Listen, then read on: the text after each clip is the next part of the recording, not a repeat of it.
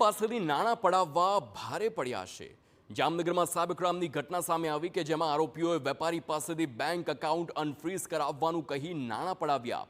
આરોપીઓએ ફરિયાદી પાસેથી પ્રગતિ એન્ટરપ્રાઇઝ નામની પેઢીનું એકાઉન્ટ અનફ્રીઝ કરાવવાની લાલચ આપી હતી અને એકાઉન્ટમાં ફરિયાદીઓના 1,44,00,000 રૂપિયા રકમ જમા હતી। સમગ્ર મામલે પોલીસે એક આરોપીની ધરપકડ કરી।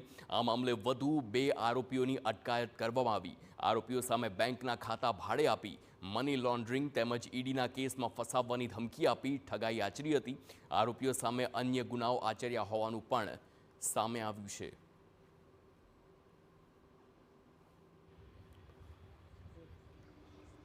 જે એકાઉન્ટ અનફ્રીઝ કરવા માટે દર્શિત કિશોરભાઈ કાગદડા રહેવાસી જામનગરવાળાએ તેમને ઇન્સિસ્ટ કરેલ અને મોબાઈલ ફોનથી તેમનો કોન્ટેક્ટ કરી અને અનફ્રીઝ કરવા માટેની કાર્યવાહી માટેની જાણ કરેલ।